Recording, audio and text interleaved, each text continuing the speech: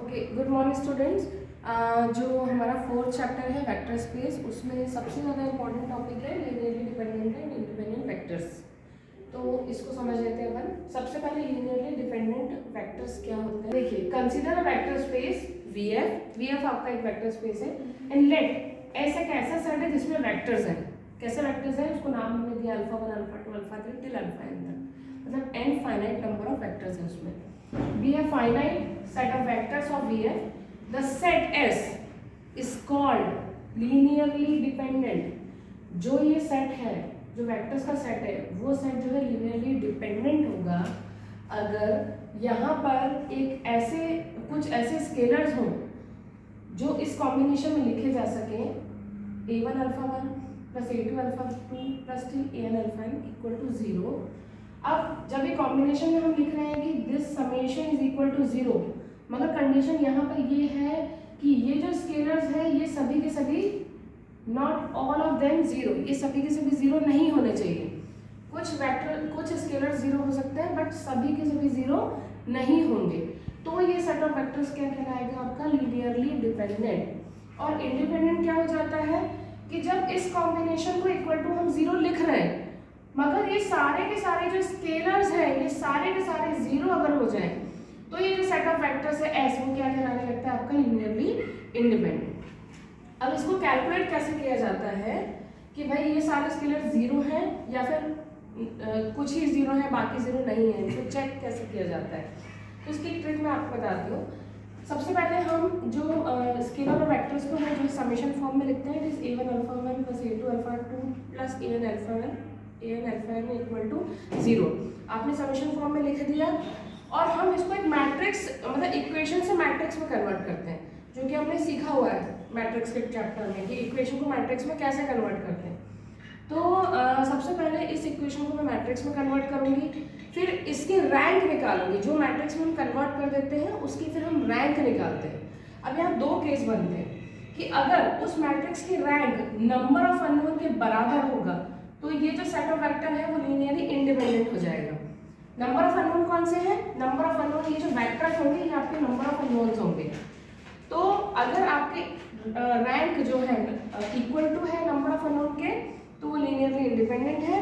और अगर rank number of unknown से लेस है तो यही सेट ऑफ वेक्टर क्या कहलाने लगता है, लीनियरली डिपेंडेंट। यही मेन जो है आपके पास वर्किंग मेथड रहेगी, ये डेफिनेशन वाइज है और इसको कैलकुलेट कैसे करना है वो ये प्रोसेस रहेगी। तो एक क्वेश्चन एक एग्जांपल हम देखते हैं। तो एक क्वेश्चन देख लेते हैं डिपेंडेंट और इंडिपेंडेंट के लिए। क्वेश्चन है find whether the set of vectors यहाँ पे v1 v2 v3 के फॉर्म में दिया हुआ है, इज लीनियरली इंडिपेंडेंट और डिपेंडेंट। तो हमें ये चेक करना है कि ये जो वेक्टर्स है डिपेंडेंट है या इंडिपेंडेंट है। तो कितने वेक्टर्स हैं आपके पास, टोटल 3 वेक्टर्स हैं v1 v2 और v3। तो 3 वेक्टर्स के लिए आपको 3 स्केलर लेने पड़ेंगे। तो हमने लिखा let a1 a2 a3 which is belongs to f are scalars. फिर हमने उनको कॉम्बिनेशन में लिखा, तो कॉम्बिनेशन में अपन लिखते हैं a1 alpha 1 plus a2 alpha 2 plus a3 alpha 3 equal to dark 0। Dark 0 को फिर हम जो है मैट्रिक्स फॉर्म में 0 0 0 भी लिखते हैं। अब मैंने वेक्टर्स की वैल्यू लिखी, तो जो वेक्टर की फर्स्ट वैल्यू है जिसको v1 बोला गया है is 1 2 1, a1 as it is है, a2 एज इट इज है, अल्फा 2 लिखा which is 3 1 5, a3 as it is है एंड अल्फा 3 इज 3 - 4 and 7। ठीक है, अब इस इक्वेशन को मैंने मैट्रिक्स इस इक्वेशन को मैंने प्रॉपर साइमल्टेनियस इक्वेशन के फॉर्म में लिखा। साइमल्टेनियस इक्वेशन कैसे, पहला एलिमेंट सबका पहला एलिमेंट ऐड किया, फिर दूसरे एलिमेंट को सबके ऐड किया, फिर तीसरे एलिमेंट को ऐड किया and this is equal to 0। जैसे a1 plus 3a2 plus 3a3 equal to right hand side first 0।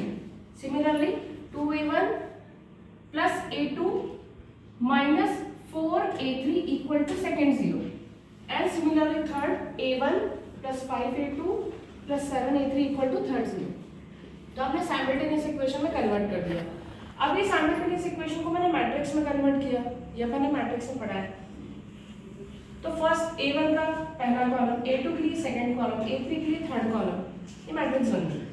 अब मैंने इसमें रो ऑपरेशन लगाया ताकि मैं इसकी रैंक निकाल सकूं। तो जैसा कि मैट्रिक्स में मैंने आपको बताया है कि अगर यहाँ पे 1 होता है उस 1 की हेल्प से हम सबसे पहले पहले इस एलिमेंट को और इस एलिमेंट को जीरो करते हैं। तो ऑपरेशन क्या लगाएंगे हम, R2 minus 2R1, R2 minus 2R1 and R3 minus R1। जैसे आप ऑपरेशन लगाएंगे, आप कैलकुलेट करेंगे, आपको ये मैट्रिक्स बन जाएगी।